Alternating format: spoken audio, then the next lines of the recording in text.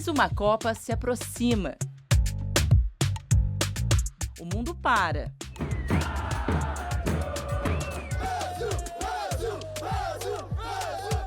E diferentes nações se veem no mesmo ritmo. Com ela, pela primeira vez em 3 países, as expectativas para a maior vibração. No Brasil, tem torcedor de todos os estilos.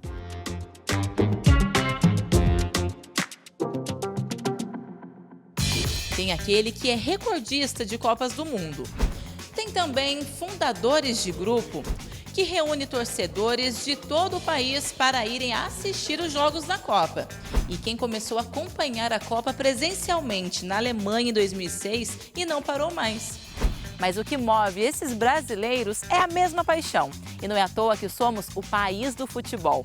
Então, bora conhecer essas histórias de quem fica fora do campo, mandando as boas energias da arquibancada.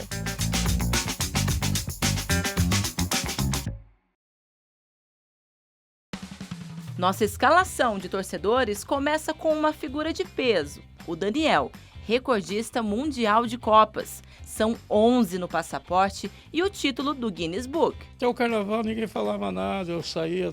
Agora começa a clima de Copa do Mundo, todo mundo já quer saber se eu vou para a Copa ou não vou. Já estou recebendo, hoje mesmo, já ligaram para mim se eu quero ir fazer um patrocínio ou não. Quer dizer, é diferente, quer queira ou não, é diferente. Agora, eu, pela experiência que eu tenho por 11 Copas do Mundo, nós perdemos muita Copa por pequenos detalhes.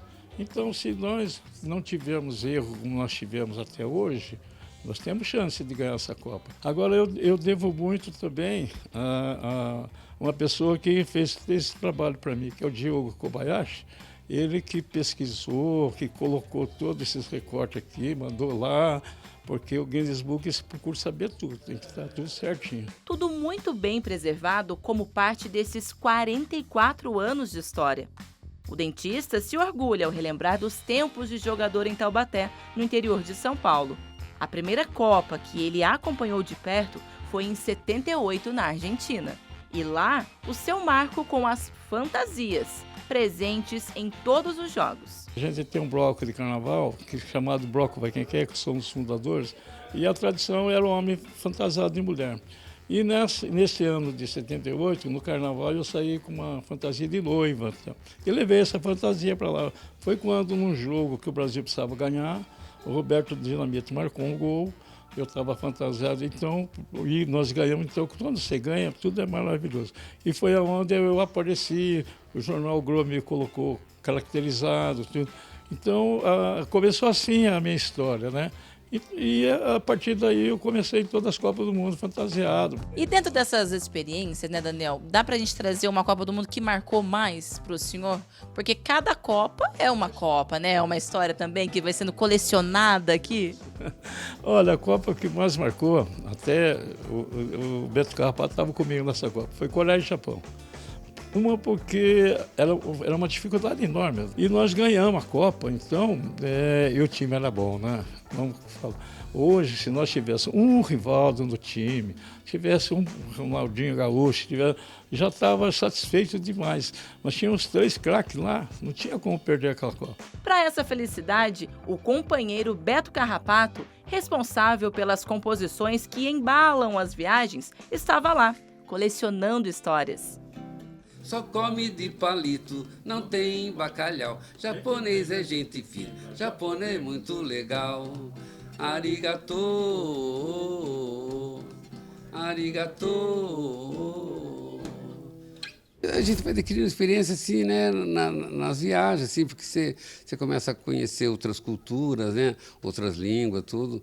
E as dificuldades também que a gente acaba passando para crescimento da gente, né? Então, tudo isso, assim, é patrimônio que a gente vai construindo, assim, dentro da gente, né? Tem alguma história inusitada, algum perrengue que vocês passaram, assim, que dê para compartilhar com a gente? Diversos.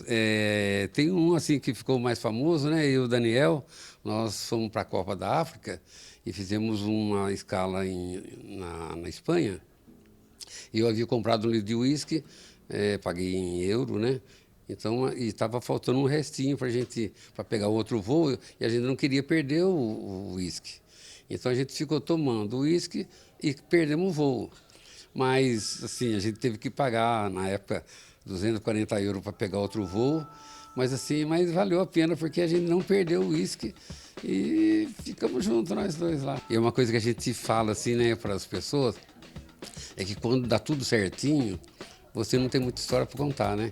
Então, quando a coisa assim vai acontecendo meio de improviso e esses perrengues, aí a gente, né, fica com bastante história para contar para o pessoal. Já são 8 mundiais dos Amigos Juntos e o inseparável violão. Eu sou apaixonado por música, né? Então, tudo quanto é lugar que eu vou viajar, eu às vezes até assim a gente paga um pouco a mais, né, para embarcar o violão, mas assim, vou em todas com o violão. Os veteranos fortalecem as amizades também pelo futebol. O Antônio esteve presente em 4 Copas. Copa, de uma forma geral, é a integração dos povos, né, praticamente, certo? É uma troca de informações, você aprende muito, você vê a forma diferente das pessoas viverem, o quanto eles tratam bem a gente também, quando está na Copa do Mundo. Agora, acompanhando essas duas figuras aí maravilhosas, olha, tem história desse moço aqui. Ele chegou na Rússia para entrar no estádio, ele coloca uns peitos assim, né? E lá tem que ser entrevistado, o cara tem que passar. Agora, imagina um russo ter que apertar isso daqui. É brincadeira. O cara ficou vermelho, ficou roxo e teve que apertar. Todo mundo dando risada.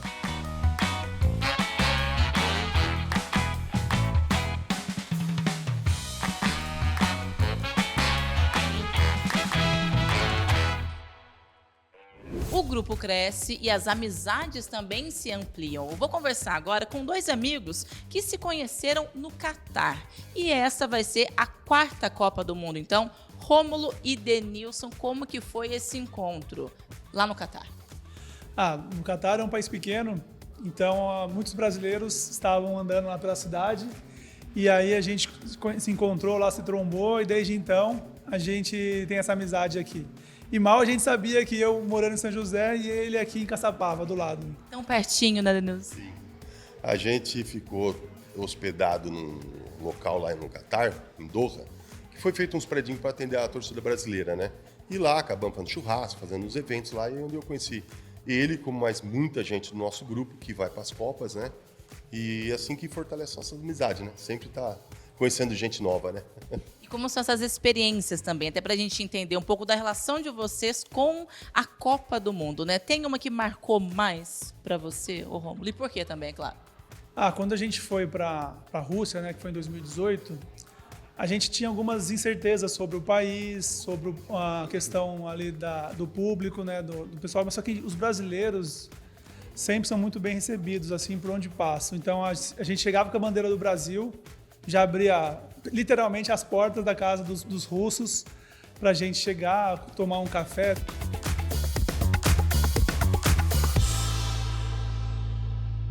Mas também dentro de campo nem sempre são tantas maravilhas e alegrias, né? Tem, assim, algum episódio que marcou para você também, Denilson? Algum jogo que, olha, esse não dá para esquecer? Sim, foi no Catar, final, quartas e finais, Brasil e Croácia. A disputa acabou nos pênaltis, né? E o Brasil acabou sendo eliminado. E a gente ali bem atrás do gol, vendo tudo ali, aquela tristeza bateu o coração, aquela angústia. Ver toda a torcida triste, chorando. E parece que acabou a Copa ali pra gente. Todo mundo no céu triste, triste, triste mesmo. Tá? Foi uma coisa bem marcante, né? Espero que nessa próxima Copa não passamos por isso novamente, né? Exatamente, para esse ano não, né? Otimistas, como vocês estão também pensando agora nesta Copa, a 4ª de vocês, então, né? Como que é o preparativo também, né? Com relação às viagens, ao que levar, né? Como que é essa preparação? Primeiro você, Rômulo. A gente tem que fazer uma logística, né? A Copa não começa agora, né? Eu brinco que a Copa do Mundo começa quando, lá em 2022, o Brasil perdeu. Começa o planejamento para essa Copa. E aí é fazer um planejamento financeiro, e porque é uma Copa que você precisa se organizar bem financeiramente e aí ir atrás de promoções, de ingressos, fazer toda uma logística com uma mochila nas costas, camisa no Brasil e vamos atrás do Hexa.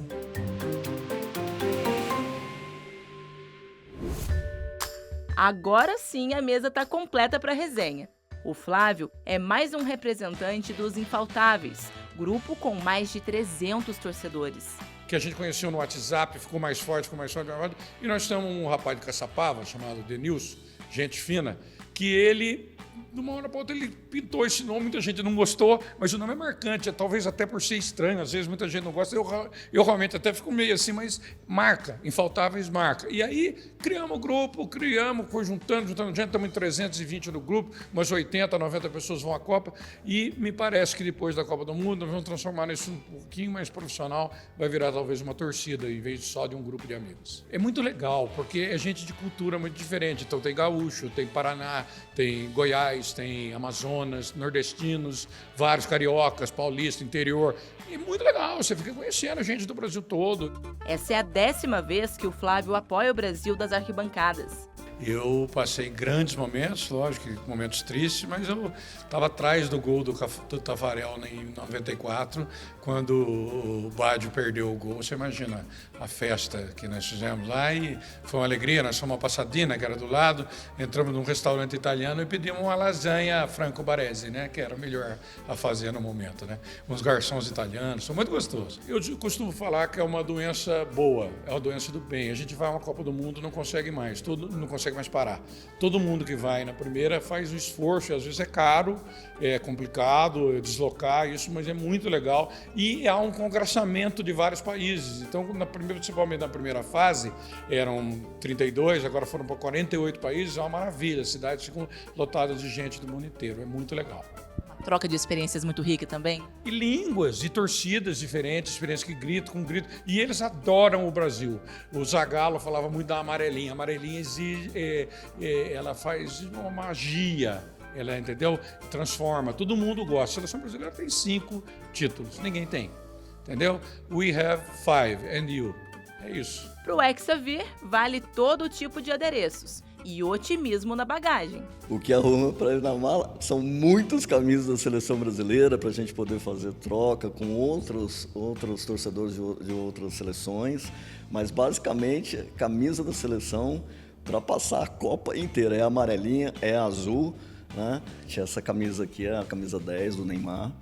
Eu utilizei no jogo Brasil e Croácia no Catar e eu fiz praticamente uma promessa, né, de só retirá-la da minha mala e só abrir a minha mala onde ela estava no dia que tivesse algo especial, né? E de repente hoje é um dia especial dessa entrevista, então eu acho que pode ser um marco e a gente espera realmente que dessa vez seja diferente. O Anderson tem lembranças amargas, como a eliminação para a Croácia nas quartas de final em 2022. Mas muita experiência positiva junto aos povos com os mundiais. Copa da África, né? A alegria do africano, a dança, a ginga, muito parecido com a gente. E a última Copa, agora no Catar, onde a gente se sentiu assim, um pouco mais travado, digamos assim, o país do Oriente Médio, para quem não conhecia, né? Proibição de bebidas alcoólicas e tal. Mas também um aprendizado, né? O respeito a outras culturas. E é um aprendizado sempre. O futebol realmente leva a gente por esse mundo, acompanhando a seleção brasileira. E vamos que vamos, nos Estados Unidos estamos chegando. Qual que é a sua análise também, claro, como torcedor, dessas experiências do Brasil, né? Dessas eliminações também, mas para essa Copa, para fazer diferente, para ver com uma bagagem diferente também e trazer o Hexa, claro. Eu acho que o Brasil sempre que saiu desacreditado aqui do Brasil, né, a história das Copas diz isso, né? A Copa de 70, a própria Copa de 2002, o Brasil saiu desacreditado aqui. 94 e nós ganhamos a Copa. Toda vez que o Brasil saiu com aquela animação toda, a gente acabou não indo muito bem. Temos uma boa geração, não é uma geração de craques, com exceção do Neymar, mas acho que o grupo e um técnico experiente, como é o Carlo Ancelotti, que é um técnico italiano, pode fazer muita diferença agora na Copa e torcida não vai faltar. Eu acredito muito no Brasil. Acho que a gente vai ser feliz mais uma vez lá. Sempre há uma esperança, né? A amarelinha, quando está o time adversário, pensa duas vezes. Então, vamos lá. Eu estou com esperança muito grande de a gente ser campeão esse ano. Vamos botar a cesta aqui, né? Não sei, ninguém vai gritar, mas nós vamos gritar muito, se Deus quiser, nós e os infaltáveis. E a gente está nessa energia, esperando que o Ancelotti dê um jeito na situação e o Brasil seja hexa, né? Pergunta que não quer calar. Vem o Hexa, então? Vem, e outra coisa. No país do Tetra, nós vamos buscar o hexa, hein? O recado tá dado. Bora, Brasil Hexa, vambora. Rola a bola, toca a bola, vamos jogar. A seleção sei que vai brilhar. O Mbappé vê se para de falar, porque no campo o Neymar vai te pegar. Rola a bola, toca a bola, vamos jogar. A seleção sei que vai brilhar. O Mbappé vê se para de falar, porque no campo o Neymar vai te pegar. Comprei uma passagem só de ida para ver a nossa seleção e só volto pro Brasil com o caneco na mão. Uma febre que toma conta do Brasil e do mundo, em crianças e adultos. Se tem Copa do Mundo, é tradição. Tem também o álbum de figurinhas do Mundial. No Brasil, essa história começou lá atrás, em 1919, e em embalagens bem diferentes dos pacotinhos atuais. Quando o Brasil começa com essa história de figurinhas de futebol, foram as balas as responsáveis pela popularização da brincadeira, né? As figurinhas vinham embrulhando as balas e era uma quantidade enorme de balas que traziam figurinhas de futebol. E as primeiras figurinhas a tratar de Copa do Mundo no Brasil foram das balas Vênus. Aí em 1938, ainda figurinhas avulsas foram dentro de carteiras de cigarro Leônidas, né? Que foi a primeira vez que o Leônidas passou o nome dele para um produto, né? Depois tem a história do chocolate Diamante Negro, mas ele começou com cigarros Leônidas. E o primeiro álbum de figurinhas no Brasil, álbum mesmo, né, para colar as figurinhas, vieram com as balas futebol, que foram as mais famosas de todas, na Copa de 50. E o engraçado é que o Brasil tinha perdido aquela Copa. O álbum de figurinhas saiu depois. Então, o Brasil eliminado, da forma trágica que foi, e as balas futebol, esse álbum foi o maior sucesso, né? Eles venderam 500 mil exemplares. Então, uma coisa assim, e tinha um lado positivo e negativo, né? Porque fez tanto sucesso e a bala era tão ruim, todo mundo disse que a bala era muito dura, muito doce, que as pessoas queriam as figurinhas. Então elas compravam, jogavam a bala no chão e ficavam com a figurinha. Aí crianças mais pobres pegavam aquela bala do chão e depois passavam mal. E começou a ter muito rato também, por causa do açúcar espalhado pelas ruas. Então são essas curiosidades que cercam o primeiro álbum de figurinhas do Brasil. Essa e outras curiosidades foram reunidas pelo jornalista e escritor Marcelo Duarte no livro O Álbum dos Álbuns de Figurinhas das Copas. Como, por exemplo, a história das figurinhas difíceis, onde foi preciso até uma lei do governo para resolver o problema. A gente teve muito álbum porque não existia coisa de licenciamento da FIFA, direito de imagem do jogador, quem quisesse fazia. Então as gráficas, as editoras lançavam muitos álbuns. E como era uma competição muito grande, elas começaram a fazer os álbuns que davam prêmios. Davam prêmios mais ou menos, né? Porque quando elas começaram com prêmios menores, né? Prometiam uma bola, uma boneca, um copo, elas de fato entregavam alguns prêmios. Mas com a concorrência, esses álbuns começaram a prometer motocicleta, geladeira, televisão. E é engraçado porque eram álbuns incompletáveis. Eu peguei, né, com colecionadores, todos os álbuns que saíram aqui para fazer o livro, e ninguém tem esse álbum completo, não existem álbuns completos, porque as figurinhas não saíam. Depois, em 71, a gente tem uma lei federal que proíbe esse tipo de álbum com figurinhas difíceis. E aí começa uma lei que diz que todas as figurinhas têm que ser impressas com a mesma quantidade. Demorou para a lei pegar, né? Demorou muito para a lei pegar, mas hoje em dia isso é muito respeitado. A história dos álbuns, como conhecemos hoje, começa a mudar a partir do lançamento das figurinhas dos chicletes ping-pong, em 1982. Esse álbum da Copa de 82, da Ping Pong, eu acho que foi um grande divisor de águas, porque ali começou essa onda das pessoas entenderem os álbuns de Copa como quase um documento histórico da Copa. E a Ping Pong, ela vinha de uma experiência muito bem sucedida em 80 com Futebol Cards. Futebol Cards eram uns cards grandes, que o chiclete era grande também, que era inspirado no modelo americano, e foi um sucesso brutal. A Ping Pong não estava esperando isso. E aí eles fazem 2 coleções de Futebol Cards, final dos anos 70, 79, 80, depois 81. E aí em 82 eles repetem um modelo que vem dos anos 30, que era embalar a figurinha no chiclete. Não era mais bala, era no chiclete. E aquele álbum, ele fez um sucesso brutal, porque é um álbum muito bem feito. Ele tinha muito texto legal, ele tinha muita curiosidade, as figurinhas eram bonitas. E aí a própria Ping Pong repete depois em 86, 90 e 94. Que embora não existissem os álbuns, as figurinhas continuaram sendo publicadas.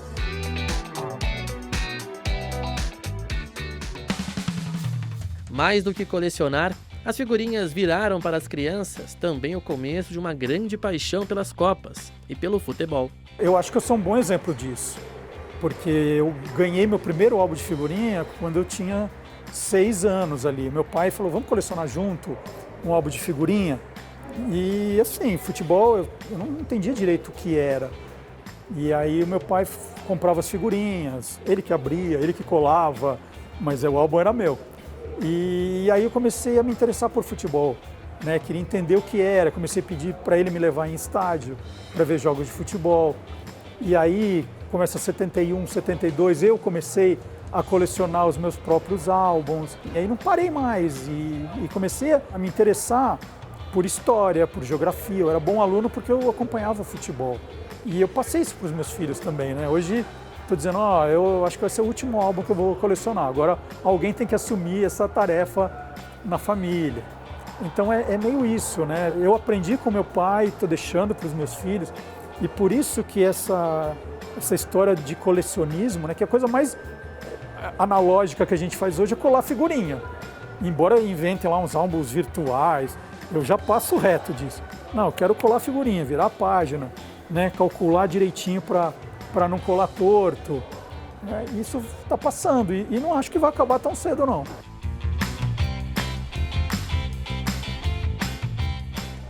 Para quem vê o álbum da Copa do Mundo, saiba que ele não é apenas um espaço para colocar figurinhas, mas sim é como se fosse um verdadeiro memorial do esporte mais popular do Brasil e grande paixão de vários países do mundo inteiro.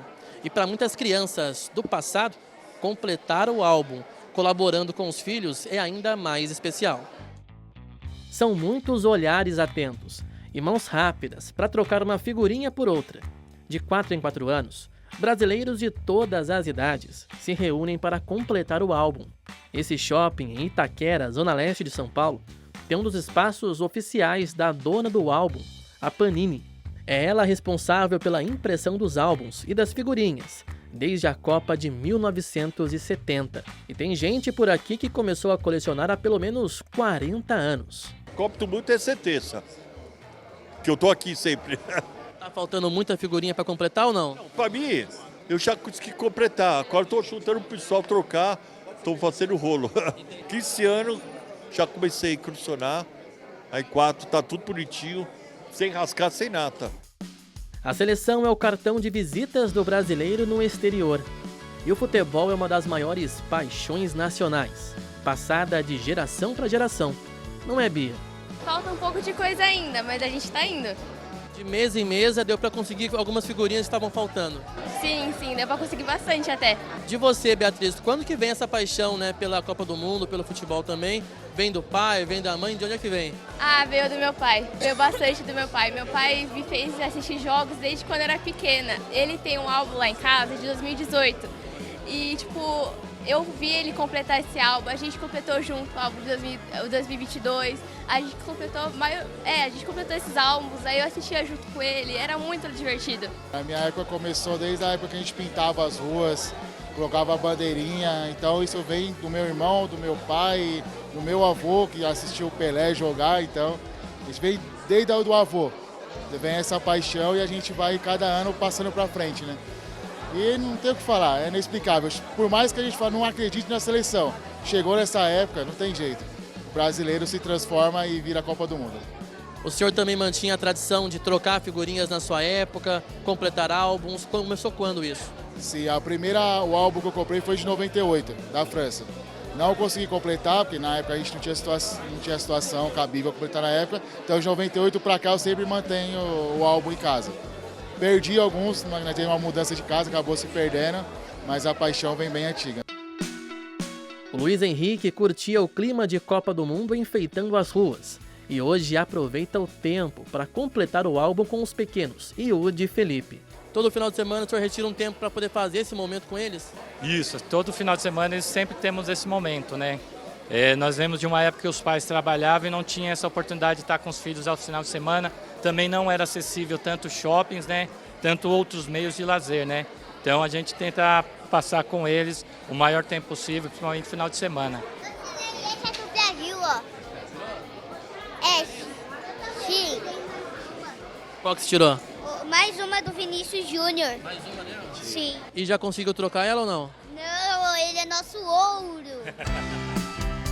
A criançada quer trocar, negociar e faz questão de colar as próprias figurinhas. Esses dois aí são o Shalom e o Bernardo, pai e filho, completando juntos o primeiro álbum. 85% completo. 85% completo, uma paixão que vem de onde para ele? Essa paixão ele adquiriu sozinho. Eu acho que essa febre aí nas escolas, no dia a dia com as crianças, porque assim, de mim mesmo, eu tô mais começando agora, descobrindo isso aí, entendeu? As crianças de hoje não tem como saber o que era a nossa época, porque nós ia na rua pintando rua, decorando. O clima de Copa era esse, decorar a rua, pintar e fazer no máximo ali aqueles bolão. Era isso que tinha. Mas hoje, com ele completando um álbum, você também se sente participando desse momento? Cara, eu acho que eu participo mais que ele. Eu acho que eu volto mais na infância que eu não tive do que ele vivendo a época dele agora, entendeu? O esporte é popular, mas o universo do futebol ainda é caro. Uma camiseta oficial da seleção brasileira custa entre 450 e 750 reais. Um álbum simples como esse, R$ 25. Um de capa dura pode chegar a 70, sem contar os pacotinhos, que são R$ 7 e vem com 7 figurinhas.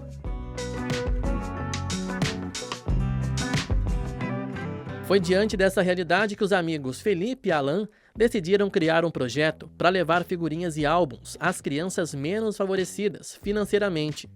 O Figurinha para Todos nasceu em 2022, antes da Copa do Catar. Foi um momento muito simples. A gente precisava fazer um projeto para a escola, a gente fez o IB, que é um currículo internacional, e como precisava fazer um projeto, eu estava em busca de fazer alguma coisa, e eu estava no momento com meu irmão no carro, meus dois irmãos na verdade, e aí meu irmão pede para uma pessoa que trabalha em casa comprar pacotinhos para ele da Copa. E nisso, parecia um dia normal e tudo mais, até que na volta da escola, a gente recebe os pacotinhos e junto vem um álbum, mas era aquele álbum de cortesia. E quando a gente vê esse álbum, meu irmão, por simples índole dele, ele falou, pra pessoa, você quer o álbum pra você? Aí a pessoa falou, cara, eu adoraria, mas o preço de 2 pacotinhos é o equivalente a 1 litro de leite.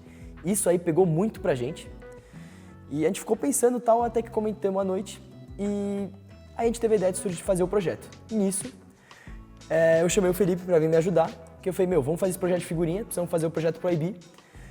Vamos doar a figurinha e vamos ver o que dá. Para a Copa deste ano, O projeto tem como meta entregar 250 mil figurinhas e 1.000 álbuns a instituições parceiras. Cada álbum vai com pelo menos 120 figurinhas. As primeiras entregas foram no início de junho.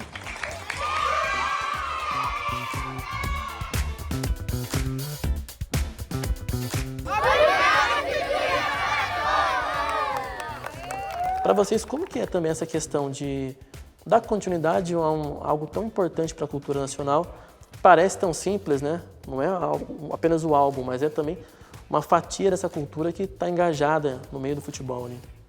A gente fala que é muito mais do que colecionar, né? É pertencer, é realmente esse fator da inclusão dessas crianças que não tiveram oportunidade, né? Até os pais que não tiveram na época terem essa oportunidade agora, para eles participarem desse movimento que é tão presente na cultura brasileira, como você disse. Então, realmente a ideia é essa, dar essa oportunidade de brincadeira, de troca, de bater bafo, de colecionar, de colar. Então, essa é a ideia e para a gente é muito especial, né, poder fazer parte disso e ampliar essa ideia.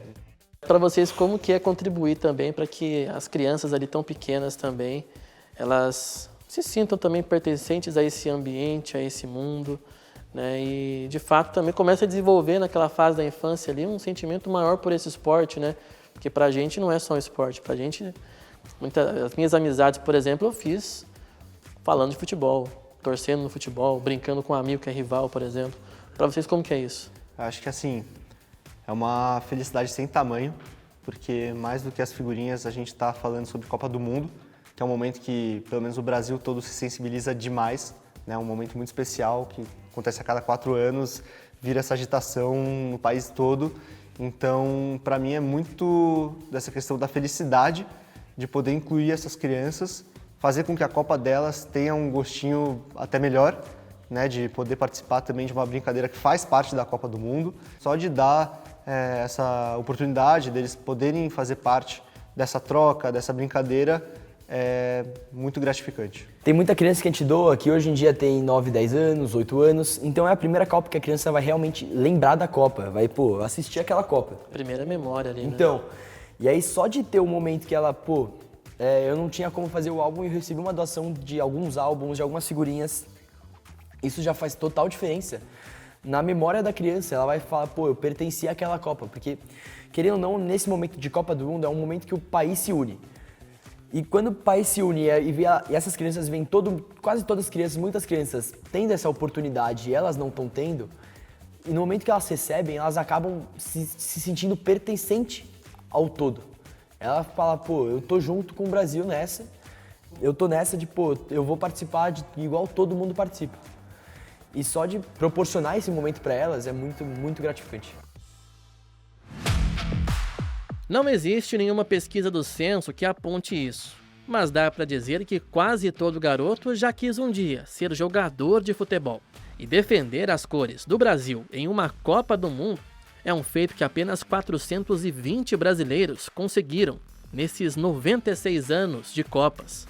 Mas dá para representar o país e participar do Mundial fora das 4 linhas. O Bruno Mota vai cobrir pela primeira vez uma Copa do Mundo.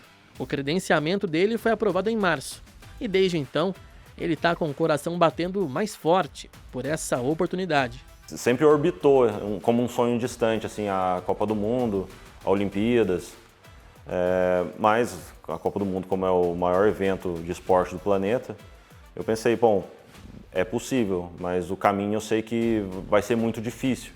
Desde 2021, 2022, eu me planejei, juntei dinheiro, né? E até que surgiu essa oportunidade. Como a Copa ia ser nos Estados Unidos, eu já tinha um visto para ir para os Estados Unidos, acho que eu já viajei uma vez para os Estados Unidos, já tenho um certo contato com o país. Acabei juntando as coisas, né? Eu já fui trabalhando essa ideia com o meu chefe da agência, o Alexandre Brum, e falei para ele que estava querendo ir, até que surgiu essa oportunidade. Bruno começou na fotografia há cerca de 10 anos. As primeiras fotos foram no Santuário Nacional, com registros de devoção. Mas fotos do cotidiano e de eventos esportivos são os focos da carreira dele. Ele fotografa a etapa de São Paulo da Fórmula 1, grande paixão profissional que ele tem. Filho de um ex-goleiro, é das mãos do Bruno a chance de representar a família em uma Copa do Mundo. Às vezes eu acho que eu acabei indo para o futebol de uma maneira indireta, assim, porque eu consumia futebol de uma maneira indireta em casa. Meu pai foi goleiro do Sportiva, atuou como goleiro profissional no Sportiva, depois ele fundou o Guaratinguetá, onde ele foi treinador de goleiro. Treinou grandes goleiros, né, como o goleiro Jailson, o Everson do Atlético Mineiro. Depois o Guaratinguetá acabou se desfazendo, ele refundou um novo time na cidade, que é o Atlético Guaratinguetá, ao qual eu acabei, já era fotógrafo e fui trabalhar junto com ele. Ele estava treinando goleiro lá, ele se aposentou há pouco tempo, né? Fui pegando por osmose, assim, absorvendo o futebol em casa, tanto o futebol quanto a Fórmula 1, porque meu pai também é um grande entusiasta de Fórmula 1, ele não perde nenhum GP, né? Se o Brasil chegar à final da Copa, ganhar o Mundial, excelente notícia, 6º título, sim. Manchete é Brasil Hexa, mas você vai estar de olho no cantinho ali, né? Com foto certeza. de Bruno Mota. Se Deus quiser, o Brasil vai ser hexa com uma foto minha estampada aí nos principais jornais do país. Tomara que eu dê sorte pro Brasil e também traga o hexa, né? Tomara que dessa vez vai.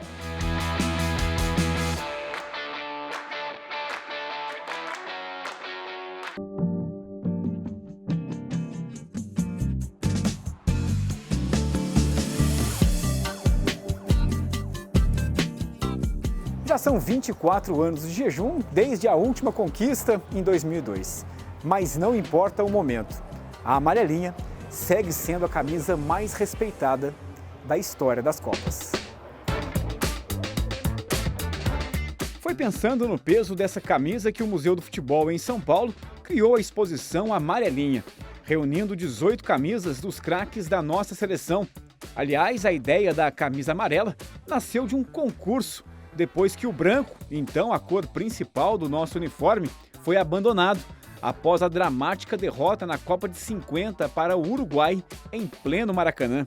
São camisas de 58 a 2022, nós temos, né, de todas essas Copas, e que contavam uma história muito legal, que é a história de quando o Brasil deixa de usar o uniforme branco e azul para usar a camisa amarelinha, né? A gente tinha toda essa história em camisas e com uma história muito rica, porque a família do Aldir Schlee, que foi o criador da camisa amarela, guardou muita coisa do pai, né? E a gente trouxe reproduções aqui.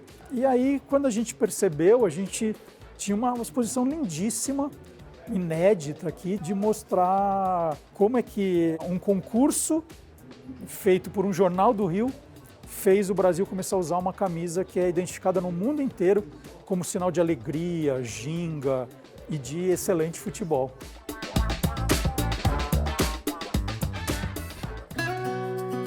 Em contato com os colecionadores, a equipe da exposição chegou a 46 camisas. Mas, como nem todas caberiam no espaço, saiu de cena o jornalista e entrou em campo o técnico Marcelo Duarte. Eu, como louco por futebol, eu gostaria que todas estivessem aqui, porque todas têm história. E aí eu me senti no papel meio de um técnico de futebol que precisa da lista dos convocados. Então eu tinha a relação das 46 camisas divididas por Copa. A nossa equipe de produção visitou os colecionadores para que a gente se certificasse que eram camisas originais de verdade, camisas que vieram daquelas Copas, isso era importante para a gente. E aí eu recebi uma lista, né? Dos 46 eu tinha que escolher 17 camisas. Eu escolhi 18, mas eu precisava escolher 17. E aí o que eu procurei fazer era escolher pelo jogador, pela história que o jogador tinha naquela Copa. Então, por exemplo, em 94 eu escolhi o branco, que saiu do banco de reserva para virar quase protagonista da Copa, né? O herói improvável. Eu tinha o Sócrates aqui de 86, o Rivelino de 78, o último jogo dele pela seleção brasileira numa Copa do Mundo, Neymar em 2014, o Vinícius Júnior em 2022. Eu fui escolhendo, né? É um quebra-cabeça que você vai escolhendo para ir contando a história das Copas pelos personagens, mas também chamando a atenção dos diferentes visitantes que a gente tem. Então, quando chega um público mais velho, bem mais velho, eles olham o Mazzola aqui e ficam fascinados. Puxa, olha o Mazzola, o Didi. Se já é um público de meia idade ali, nossa, vai ver o Sócrates, o Valdir Pérez, o Branco. A garotada, ela olha aqui, vira para a direita, vê o Neymar ali, já vai todo mundo para lá. Então eu queria pegar os grandes ídolos e as grandes histórias através dessas camisas. A exposição também foi pensada para acabar com a polêmica em torno da camisa da seleção nos últimos anos. Uma das razões para a gente fazer essa exposição é justamente para tentar quebrar a polarização política que envolveu a camisa da seleção brasileira, porque ela é muito maior do que a briga de dois partidos, dois candidatos, né, duas forças políticas. Ela tem um significado para o Brasil, né, que é a única camisa que já ganhou 5 Copas, que era muito maior. Então, um dos motivos, e a gente fala sobre isso aqui, era justamente quebrar isso. E como eu disse no começo da reportagem, apesar do momento da nossa seleção, todos respeitam essa camisa. A gente tende a olhar o futebol brasileiro com um lado muito crítico, né? A gente sempre é muito crítico com o nosso time de coração, com a nossa seleção, como a gente é com os nossos filhos, até às vezes com nossos amigos. E a gente olha para o futebol brasileiro e sabe que a gente tem uma série de problemas, né? Como foi a eliminatória, a preparação. Mas a gente tem que olhar que o adversário que vem enfrentar o Brasil, ele também olha e fala, opa, peraí, nós vamos enfrentar a melhor seleção do mundo, a seleção que tem mais títulos. Então esse respeito faz com que a gente também, né, ganhe uns pontos na hora da disputa. E a gente está tão animado aqui que quando a gente pensou na distribuição das camisas, a gente pensou num lugar para colocar na entrada, né, se o Hexa vier, uma camisa do Hexa, porque a exposição vai ficar até setembro e a gente quer ser o primeiro museu a trazer uma camisa do Brasil Hexa campeão para dentro.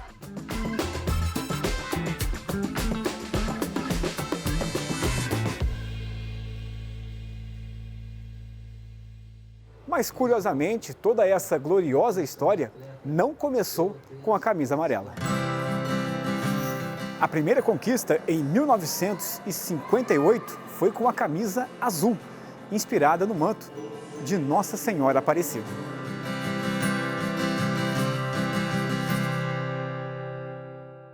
Na final contra a Suécia, o sorteio determinou que a dona da casa jogaria de amarelo. Foi aí que entrou em cena o chefe da delegação brasileira, que mais tarde ficou conhecido como o Marechal da Vitória, Paulo Machado de Carvalho. Ele comprou às pressas um jogo de camisas azuis e fez o discurso que transformou o ambiente entre os jogadores. Quem nos relembrou essa história foi um dos campeões do mundo em 58, José Macia, o Pepe. Coisa de uma pessoa de uma sensibilidade muito grande. Ele conseguiu fazer com que uma mudança de camisa fizesse a seleção ficar mais forte ainda. Vocês não se preocupem. Azul, ele fala exatamente isso. Azul é a cor do manto de Nossa Senhora Aparecida e ela vai nos proteger. Acabamos de ganhar a Copa.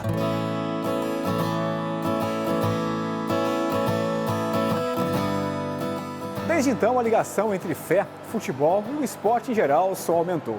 Aqui na Sala das Promessas do Santuário Nacional, todos os anos chegam milhares de itens de vários esportistas como forma de agradecimento, incluindo as camisas dos jogadores, como por exemplo a dos craques da nossa seleção.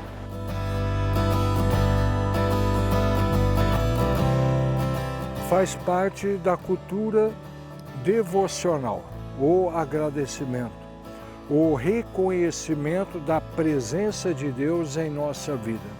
E a Sala das Promessas é muito bonito, né? Você vê, por exemplo, no teto as fotografias representando a família, você vê os ex-votos, a casa, a vela, que manifesta a superação de uma doença.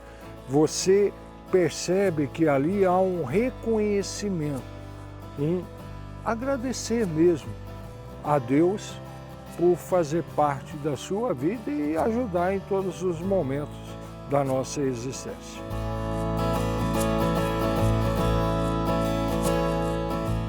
Nós temos duas dimensões humanas. Primeiro, a questão religiosa. A minha espiritualidade, o meu agradecimento para com Deus, a minha relação com Deus. E esse agradecimento acontece na segunda dimensão, que é o trabalho. Todos nós temos o nosso trabalho, o nosso a fazer, e quando nós nos realizamos do trabalho, nós manifestamos um agradecimento a Deus. No caso do esportista ou o esporte de alto rendimento, ele sempre se coloca também diante de Deus, uma forma de agradecimento. Por exemplo, quando eu entro no meu dia a dia no trabalho, eu faço em nome do Pai. Muitas pessoas se colocam dessa forma. O esportista, no caso o jogador de futebol, ele faz isso cotidianamente.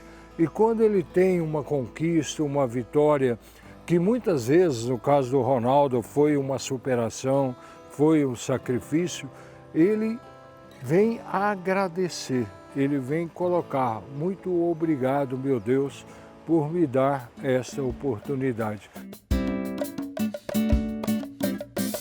Entre as inúmeras camisas do Brasil e de clubes brasileiros, também encontramos de jogadores de outras seleções que vieram prestar seu agradecimento à Mãe Aparecida. O Ciro é atendente na Sala das Promessas e um dos responsáveis por receber os objetos. Nosso processo é: a gente preenche uma ficha, a gente põe a data, né, o esporte, e a gente deixa no nosso armazém guardado. E vocês chegam a perguntar qual o motivo daquele agradecimento? Sim, com certeza. A maioria é porque conseguiu um título, né, conseguiu uma medalha, aí eles vêm e trazem como agradecimento. Agora, são milhares que vocês recebem todos os anos, né? Como é que funciona esse processo? O que é escolhido para deixar na vitrine?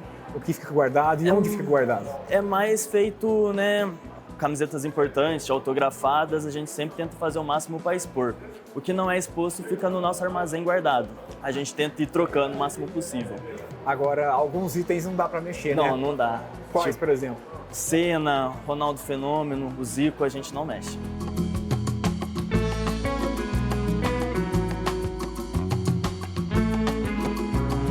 A camisa do Fenômeno foi deixada por ele e pela mãe, Dona Sônia, junto com o joelho de cera, logo após a conquista do pentacampeonato em 2002.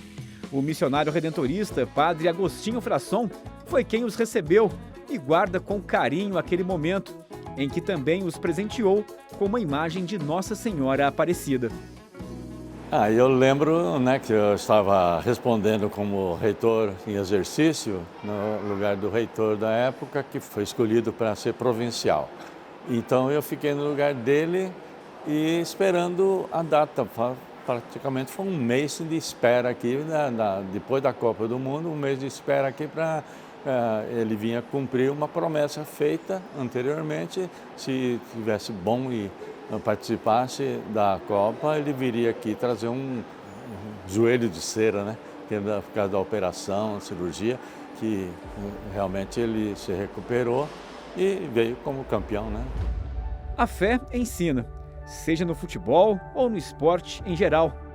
É importante acreditar.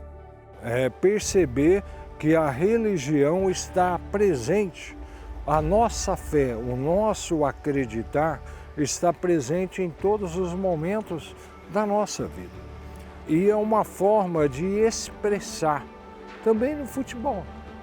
A gente reza às vezes para o nosso time ganhar, só não pode rezar para o outro time perder, né? Mas às vezes a gente faz isso. Né? Por quê? Porque é um sentimento, é um extravasar aquilo que está dentro de nós.